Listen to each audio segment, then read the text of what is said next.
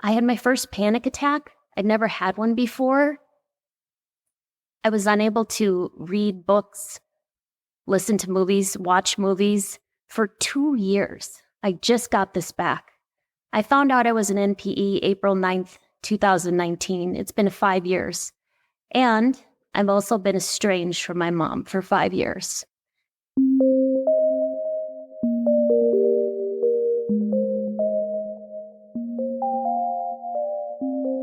Hello, you are listening to NPE Stories. This is a podcast where NPEs can share their story. I am your host, Lily, and I found out I was an NPE through an ancestry DNA test that changed my life forever. NPE is a term that stands for Not Parent Expected or Non-Paternal Event. This means that one or more of our parents are not who we believe them to be. NPE Stories is a podcast where NPEs can share their story of what their original family was like, how they found out they were an NPE, and what their journey has been like since the day they found out. Welcome to episode 196, and this is the second part of a very long and emotional episode that I recorded with Don Anderson and Eve Sturges and many other members of the Untangling Our Roots Summit. So here is the recorded audio. I will share first for 10 minutes, and then people come up after me and share on their own experience. Enjoy. Thank you. And now I'd like to introduce, straight out of Minnesota, the woman everyone loves, Lily. Hi, I'm Lily. Thank you, Don and Eve, for doing this with me. We're all podcasters. We are all NPEs. I know there are more than just NPEs in the audience. But I'm so lucky I get to do it with these two. We have a little group chat going. We've been friends for, them for years. Me, I'm newer, a couple years now. So I'm just so lucky to be here at this summit. Got a little emotional this morning. Cried 3 times already today. So I'm feeling good. So format of my podcast, I only have 10 minutes. So I'll do family of origin, how I found out I was an NPE, and then I'll speak about my estrangement and my rejection from members of my family.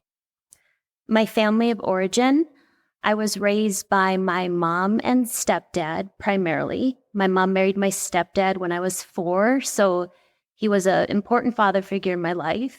He's a very loving, nurturing man. Thank God for him. My mom and dad, my birth certificate father, they struggled a little bit more on opposite sides. My mom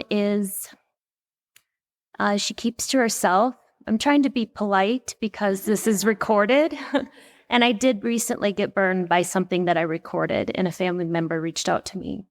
But I have to be truthful. I have to tell the truth, right? My mom needed a lot of alone time. She suffered from ailments, backaches, headaches. She needed to be in front of the TV. We needed to be quiet. I was a good girl. I was just a very good girl growing up. My dad, I saw every other weekend. He was irresponsible, fun, a hothead, volatile. I was scared to death of him, and I'm still really scared of him. All my parents are still alive. And I also have a sister.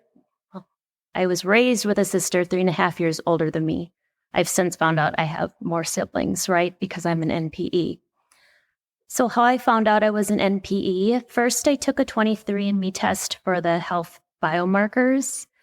Things weren't making sense, but I didn't put the pieces together. My sister had taken Ancestry, and she said, take the same company as me, same database. When I took my Ancestry results, the day I got my results was one of the worst days of my life.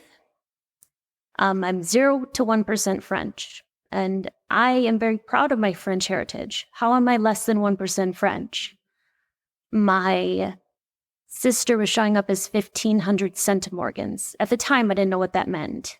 I had a man, Tim Conley, show up, also 1,500 centimorgans. I was looking at a half-brother relationship, but I don't have a brother. I called my sister and she said, well, look at all the aunties in the list. I said, none of the aunties, my dad's sisters, were showing up for me. But this Conley last name kept showing up over and over again. So I called my mom. I said, can I come over and talk with you about my confusing DNA results? She said, "Am I in trouble?" I said, "No," because at that moment, I firmly believed there was a good explanation for this. She's not in trouble at all. I went over there, and when I started to mention these things, her face got red. She had this defensive posture. She was filled with shame, I'm sure. And she said in the 80s, her boss was Bill Connolly. And I said, "Are you saying Dad's not my dad?" And she said, "Oh, Lily, stop it. Your dad is still your dad." Dismissive, right? Immediately. And that was a theme for that week and the next week. I'm overreacting. My stepdad was in the room and he said, "Oh, you never thought," he was saying this to my mom, Vicky Jo, "you never thought this would come back and bite you." And I realized and I found out they had discussed this in my childhood. They had suspicions that I was his other man's daughter. And that hurt more than anything because my stepdad, he was my safe person. He was nurturing. He was caring. He was there for me when I was sick. And he's also my mom's number one enabler, right? My mom can do no wrong in his eyes. Great husband to have, but that affected me, right, as the daughter, because it wasn't honest for me. My mom's behavior following that, I'll just say this. It was just the final straw in a whole life of me trying to keep this relationship together. I've always made myself very small, people pleaser, caretaker, good girl, overachiever, anything for just a little tiny bit of praise from my mom. And I was in so much pain after finding this out. Part of me, the pattern in me, still wanted to take care of her. And she was defensive and she was ashamed and I wanted to take care of her. But I thought, as a mom myself of 3 children, I'm in huge pain. This morning, I heard Marcy Keithley say she was sucker punched in the gut and she dropped to her knees. And that's how I felt. I had my first panic attack. I'd never had one before. I was unable to read books, listen to movies, watch movies for 2 years. I just got this back. I found out I was an NPE April 9th, 2019. It's been 5 years. And I've also been estranged from my mom for 5 years. It's not something I'd wish for anyone. It's something I had to do for my mental health, my spiritual fitness, self-protection. The things she was saying to me were so inappropriate, wrong. They were rude, and they hurt. So I had to choose silence from her. I did 3 years into my estrangement from my mom. I still had one form of communication open. She texted me on my 40th birthday, and I knew I was making the right choice when my text said, "It's your birthday. I am so deeply hurt. I am in so much pain.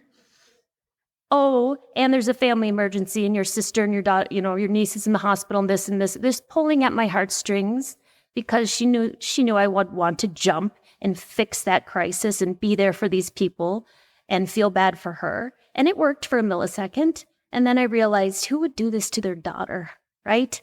My husband had taken work off. My 3 little kids were all dressed up, ready to take me to a private karaoke room. They put in so much effort into that day. And my mom was, I don't know what that was. It wasn't trying to instill joy for me, that's for sure. So that's the last time I received a text from her, and I've since blocked all forms of communication. And there's so much more, 40-some years that go into all of that as well, right? I found out my biological father is still alive. I contacted him, and the first email seemed promising. He wasn't crazy. I was worried he had raped my mom. He had not, right? It was consensual.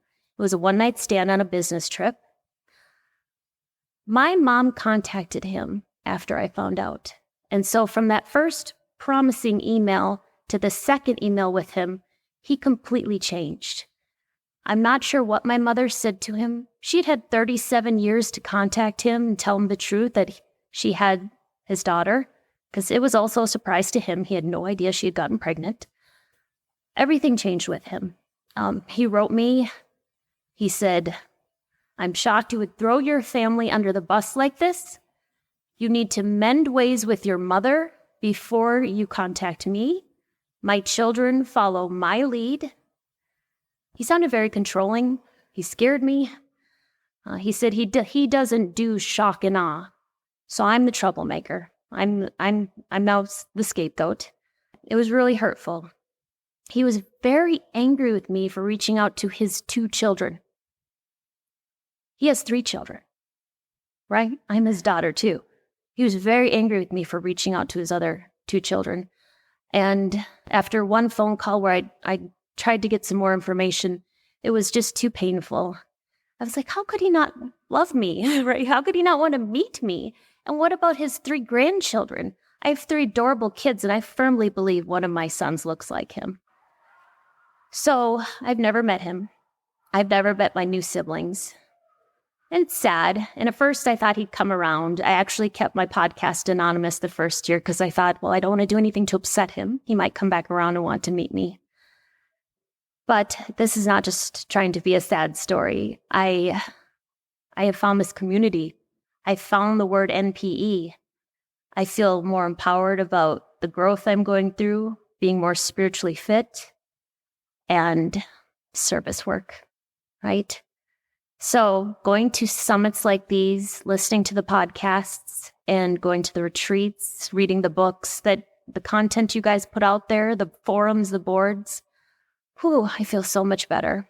But my time is up, and I realize you may not have an estrangement or rejection story, but please feel free to share. These are complex family systems. So thank you. Thank you, Lily.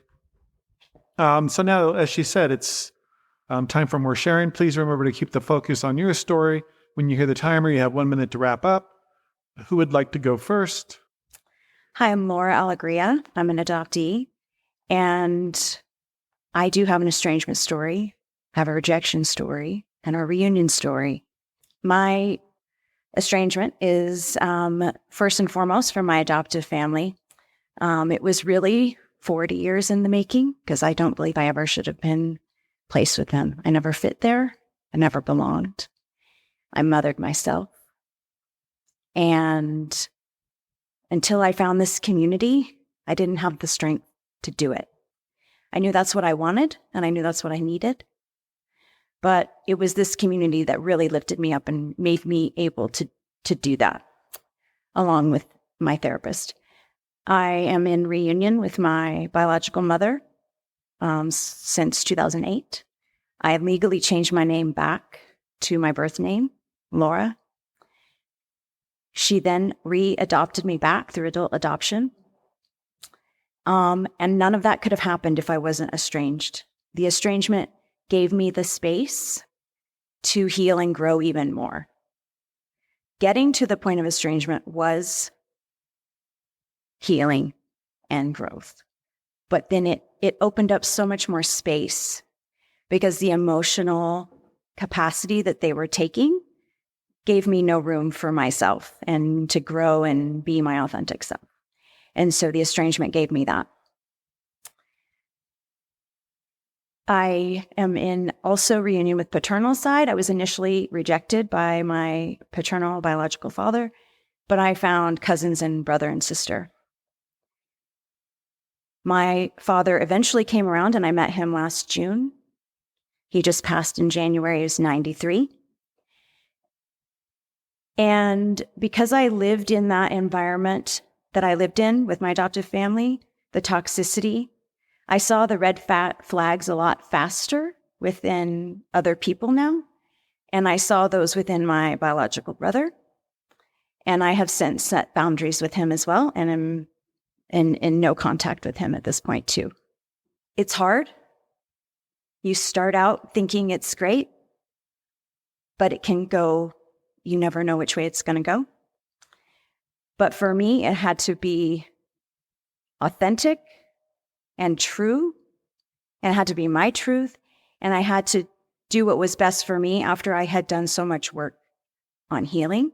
And so that's my hope and advice for everyone here who is on this path, that you are healing and that you find your authentic self. And I'm sending good vibes to Eve on your journey. I'm going to cry. I'm Pam Collins, and I'm an NPE, and I was conceived out of an affair. And the reason I wanted to get up and speak is because when I contacted my biological siblings, I was quickly dismissed. And when I went into it with no expectations. I assumed they would not want a relationship, that they would not want anything to do with me, but I was hopeful that maybe they would give me some medical information or some pictures. And I had this attitude like, it doesn't hurt me because I didn't expect anything from them. But I've just found in the last 24 hours that I'm admitting to myself just how much it hurts to be rejected by them. So much more than I ever allowed. The history in my family, and I've spoken about it on Lily's podcast, I was sexually abused by my father. So I spent my whole life not feeling good enough, feeling different and separate from others. And I did so much work on that, so much work. So to find out that that man wasn't my biological father was a relief. But now I stand judged again, away from those people that could tell me about the man who gave me life. My happy reunion is this conference, is these people. It's this community. It's the Canadian NPEs that I get to be part of, the support calls and the book club that I do. Because when you can't find the family, right, you build the family that you need and you build the community that you need. So thank you to everybody who was part of that. Once again, I'm Alicia Williams, and I'm an LDA, a late discovery adoptee, who found out in 2019 at 53 that the only parents that I'd ever known my entire life were not my parents. I found out I was in union with my biological family. Everything was going wonderful. The rejection did not come from them. The rejection came from the woman who raised me. My mother is 96. Today she's 96. So she's always been old my entire life. She was old. So I truly believe that God puts people in our lives for a reason. And I'd come to pray and say, okay, God, she's old. What's the reason? Is she still here? And I was 2.5 years into union and reunion with people before I finally told my mother that I know. You know what? I know that I'm adopted. You're not adopted. The jig's up, Mom. I know that I'm adopted. I just have questions. Why would you let me go to therapy and have night terrors of being abandoned, taken? Why would you pay for that and not tell? Why would you let me tie my tubes because ectopic pregnancies were hereditary in our family? Why would you let me have a unilateral mastectomy because breast cancer was prevalent in our family? Why do you never remember my birthday? Why did you not come to my children's graduations? Why did you not come to my wedding? Oh, I get it. I wasn't really yours. There was nothing really to be invested into. Why did you not save a single thing from our Father who loved me to death? Never did I not know a day in my life that he was not my daddy. Why did you not give me even a tie tag to remember him by? Her answer was, well, that's water under the bridge. Now that you know, I guess my time is over.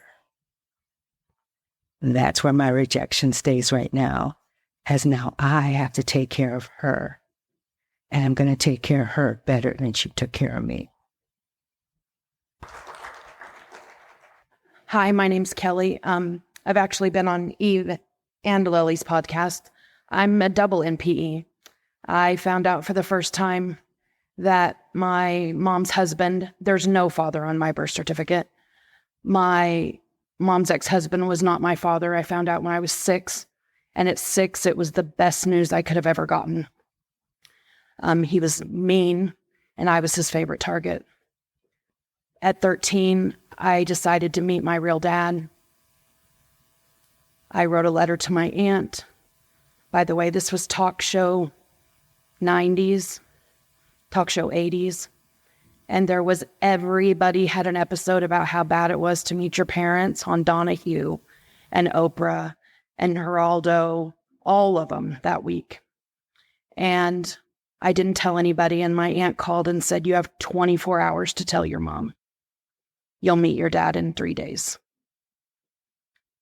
And I drove to the town I live in now and met him. 2 days later, I met his entire family, up to a second great-grandmother who was still alive and living on her own. Then I made not the mistake. I got pregnant at 19 and not married, so he quit talking to me. The glass house thing was hard. His entire family quit talking to me. My mom still never said anything. My mom was diagnosed with breast cancer in 2015. Not only did she leave me my DNA mess, she left me 3 children that she had adopted that turned my life and my children's life and my husband's life upside down. 4 months to the day from date of diagnosis, we lost my mom. And then I got DNA results that proved she had lied the whole time. I met my dad. I had to call a 73-year-old man and ask him if he had had sex with my mom. That was a very awkward conversation.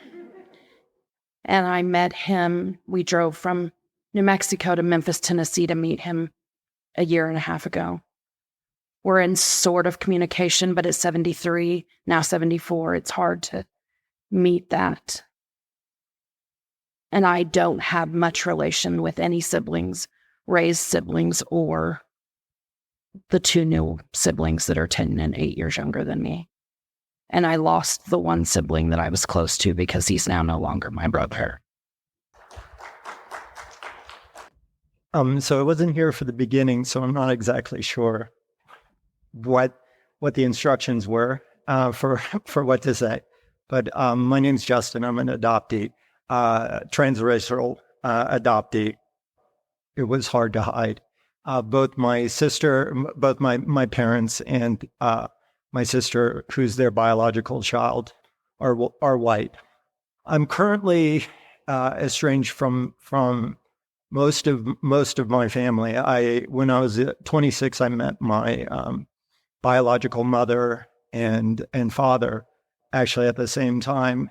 And currently, my biological father passed away about 13 years ago, or maybe a little less than that. And he was the one who I was closest with. And my biological mother was also adopted, and I don't think had ever really dealt with stuff from her adoption. And basically, problems with her led to me not being in contact with her either. About 6 years ago, a series of events started that sort of led to my estrangement from my adoptive parents, and also my sister by whatever, just by circumstance. The main event was my parents were supposed to come up and visit me with my sister, and we got into an argument where I was talking about some adoption related things, and my mom said to me, it sounds like you're angry. Maybe we shouldn't come up. And this had sort of been always the way things were. If I was angry, we needed to wait. So I just called my parents on it and said, okay, I guess not. And that was the last time I talked to my parents, really. I texted with them a little bit, but really the final break was My middle son had a serious suicide attempt that put him in the ICU for about a week. And as an attempt of reconciling, we thought, oh, this is a good opportunity to reconnect and allow them an opportunity to be very selfless and show that they care about us. And it ended up not being that way. My wife, who's here supporting me, had an interaction with my mom where my mom gave her the same cold look that she would give me when she was upset with me. And that sort of ended it for me. Hi, my name is Richard Wenzel. I'm going to talk about rejection, perhaps of rejection of a kind, a different kind, and that's within the medical profession. I grew up in a small town. I had the same pediatrician for all my life, who was also my mother's obstetrician, and in many ways, my mother's unofficial psychologist. And when I'm actually an NPE. I found out 4 years ago that the man who raised me was not my biological father. All the information I can gather, because unfortunately my mother passed away about 20 years, says that I am the product of a sexual assault. But anyway, I'm about 8 years old, 9 years old. I have two younger brothers. My mother's pregnant again with a child. To this day, I don't know whether this child was my father was the man who raised me. My birth certificate father is a genetic father. Anyway, long story short, I used to go with my mother to the her appointments with this physician. And actually, they, working together in cahoots, decided they were going to place this child for adoption. And I can distinctly remember lots of crying, lots of yelling. And I can remember him telling her, Chris, my mother was Chris, you just have to forget this baby. It's just, you got to move on. You got to think about the boys. The boys were myself and my two younger brothers that we already have. You just got to forget the child. And I was only, 9 years old, but I thought that was very strange for a physician to say, forget about the child you gave birth to. Fast forward a couple of years, I have kidney disease. I had it as a child. I still have it now. I was admitted to the hospital for some tests, and he was there. My mother was there when they brought in a special kidney doctor known as a nephrologist. And I remember the nephrologist was asking all these questions, asked family history questions, and then the pediatrician said, Dad's information is unavailable. And at that moment, I thought what he meant was my father wasn't in the room, because he wasn't. I'm sure he was at work. And I was thinking, no, just wait an hour or two. He'll be here to visit me. And I do remember looking at my mother, who had a very strange look, and I'm screaming inside my head, Mom, tell them they can call Dad later and get answers to these questions. So then my pediatrician said, Dad's information is unavailable. Fast forward a few more years, I'm 16 or 17. It was the last time I went to see him. I drove there myself, the one and only time I ever saw him by myself. A lot of my friends at that time were growing beards and mustaches, and that impressed all the teenage girls, and I wanted to impress the teenage girls, but I can't even to this day grow a mustache for my life. The other problem was my younger brother, who was definitely my raising father's genetic child. He was growing a mustache, which made it even worse. And I asked the pediatrician, I had to build up this, because he was a imposing, godlike, the stereotypical God physician from the 70s and 80s. So I was very nervous, and finally I asked him, I said, can I ask a question? Why can't I grow a beard like my dad? And he, for the only time that I could ever remember, shut up. And he looked at me for a long time and he goes, well, you and your dad are just different. And I wish today, because I was just a scared teenager, I didn't ask a follow-up question like, how are we different? I didn't ask, I just shut up. But it makes me mad. So now I'm on this personal quest. You can look at my poster that's hanging up in the hallway here, to get healthcare professionals to do a much better job than what they've done over the last 50 years. Thank you.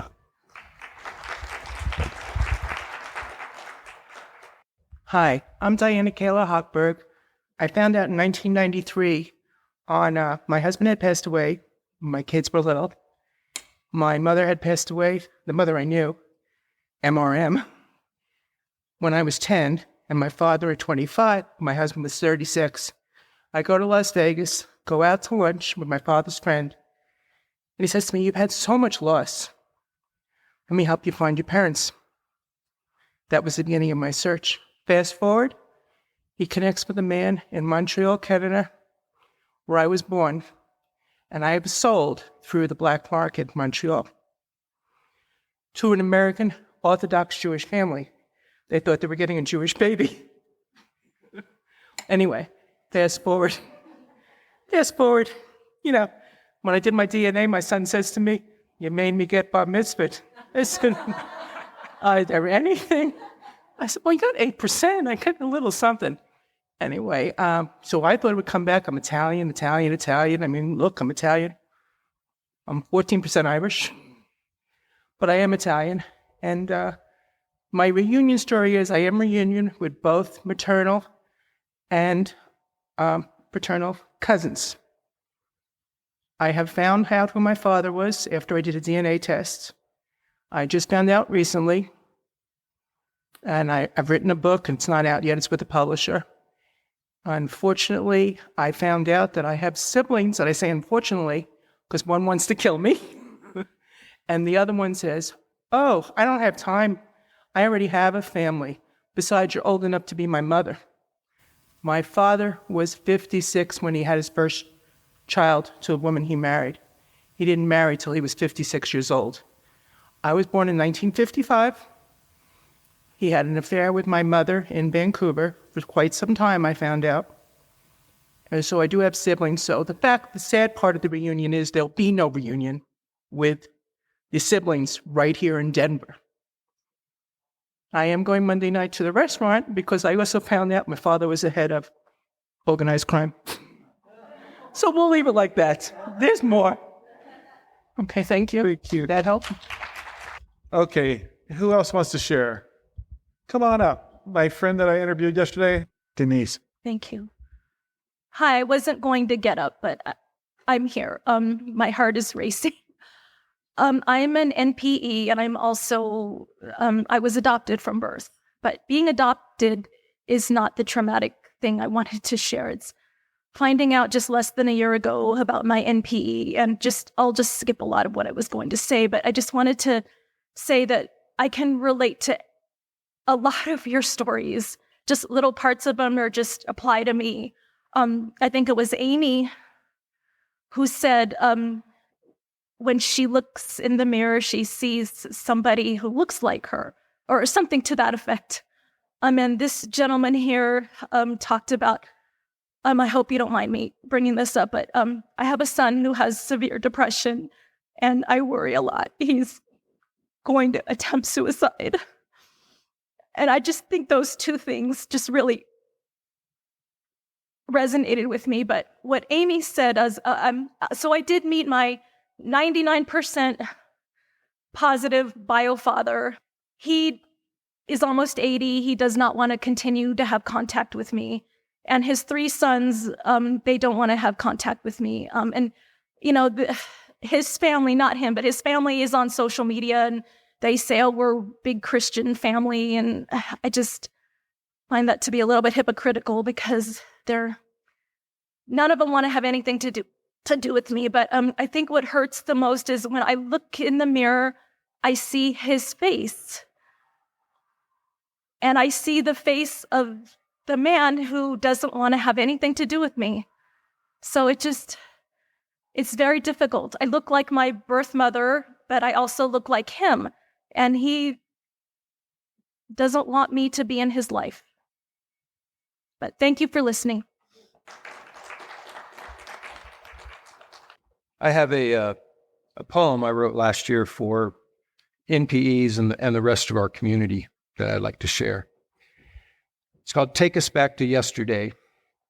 Take us back to yesterday, before our world fell apart, when life was a chaotic normal before the pain of a broken heart. We know our lives weren't perfect, but we knew from where we came, at least we thought we did. Now nothing is the same. Take us back to yesterday. This heartache is hard to shake. Sometimes the feeling we have inside is more than we can take. We never knew such sorrow, something we can't explain. We feel if we could rip our heart out, it would take away the pain. There's one given truth we know about our mother, but no one else can know the pain finding out your father is another.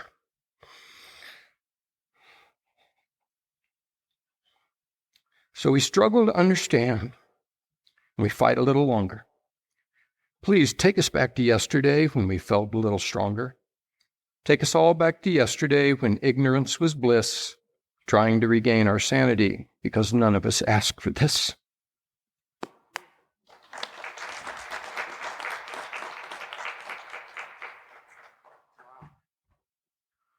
That was powerful. Thanks for sharing that. Gigi, do you want to share? I want to put you on the spot, but Now that I'm all teared up already. yeah, this is a good time. My name's Gigi. I'm from Canada. I found out I was an NPE through an ancestry DNA test, like all of you, or most of you. And it was the last thing I expected, because when I found out that my sister was my half-sister, we compared our DNA matches, and she was my dad's daughter, and I was not, which meant we had the same mother, which is what we would have expected. But all through our years of growing up, my mom had bad-mouthed my dad because he was having extramarital affairs. He was cheating all over the place. And she told us this when we were kids. And so I really would have expected to find half-siblings through my dad's side. But to find out that my sister was my half-sibling and she was his and I was not, meant that my mother had also been the one who had been cheating. And when I talked to her, she admitted it. She said, yeah, it was a one-night stand. They had been married for 9 years and hadn't had a kid. And she was lonely. And I get it. She was lonely. And he was fooling around, and she thought she would fool around. And it wasn't just the guy who turned out to be my bio dad. It was other guys. But she was also a really strong Catholic. And so for me, finding out I was an NPE was like shattering that my dad's not my dad, but also shattering because my mom is not the woman I thought she was. She is somebody I don't even know. I don't even recognize her. And she's 91. Her birthday was yesterday. And I don't know how to talk to her anymore. I don't know what to say. And it hurts. And I try. But it's like there's this barrier between us. And that's what really hurts, because I was so close to her. And this has hit me out of the blue. And just trying to work through that, knowing she doesn't have a lot of years left. And not wanting her to go without this between us. And that is the hardest thing. Thank you.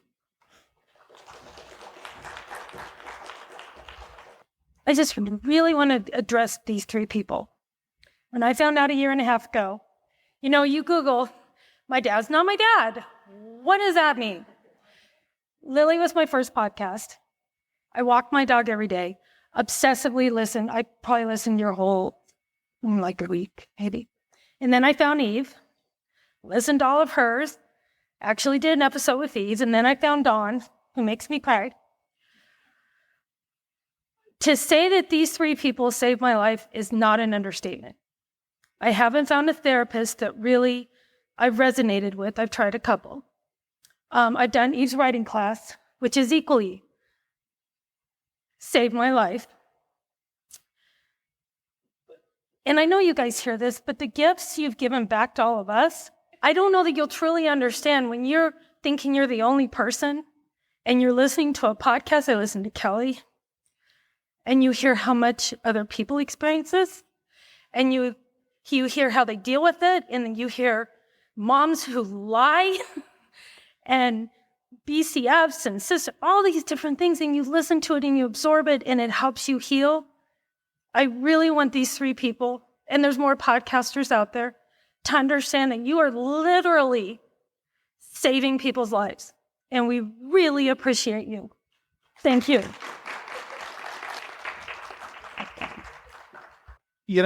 I want to say that I was the same way.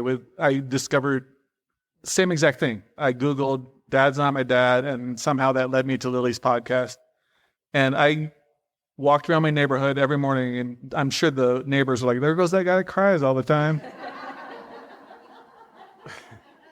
And I remember so specifically where I was exactly. I was listening to one of Eve's episode, and I was on a job in Hawaii, and I was on this walk and listening and just bawling. And I got back to the hotel and just sat on the balcony. It was raining like it does often in Hawaii, but it was crying and sad, but it was just healing. And just thank you guys so much. This idea to do this, we had no idea if it was going to fucking work or not. But I just want to tell you guys that thank you so much for participating. It is exactly what I hoped it would be. Just people caring and sharing. And, thank you all for being here. And let's give a big hand to these two.